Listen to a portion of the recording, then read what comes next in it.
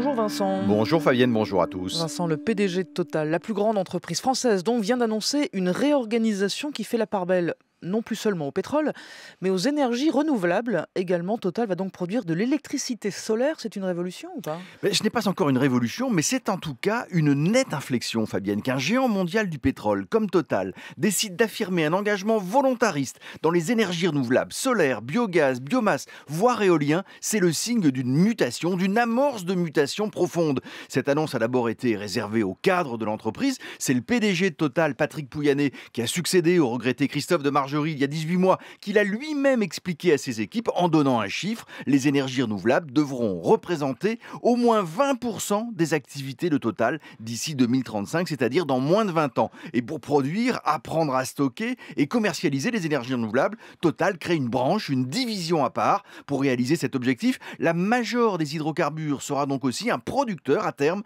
d'électricité au travers de toutes ces technologies. Mais c'est un effet d'affichage ou un choix stratégique réellement assumé?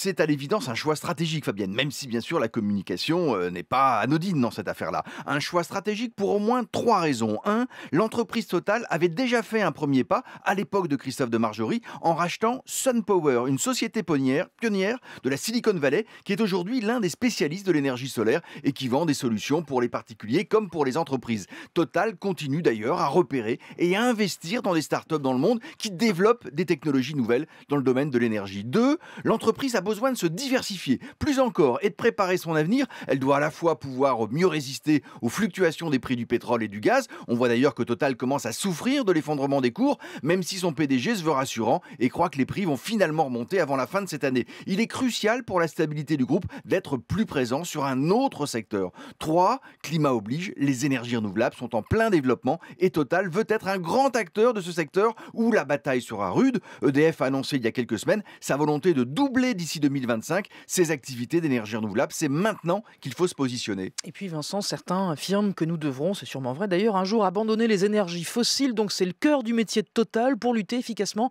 contre le réchauffement climatique. Ben oui, ils ont raison, Fabienne, ça ne fera pas en un jour, bien sûr, mais le temps presse. Il faut décarboner l'économie et donc diminuer l'usage des énergies fossiles jusqu'à un jour sans passer totalement. Ce serait en tout cas le plus raisonnable et ça commence maintenant. Il faudra d'ailleurs jouer sur tout un panel d'énergie, le nucléaire, le remplacement temporaire du charbon par le gaz, mais aussi le développement des énergies renouvelables. Et là, le défi est considérable. On peut rappeler que le solaire n'a représenté en 2014 que 0,15% de la production énergétique finale mondiale. Ce n'est pas beaucoup, mais ça va grimper très très vite. Et ça aussi, Total et quelques autres l'ont très bien compris. Vincent Giret, du journal Le Monde dans le 6-9 sur France Info.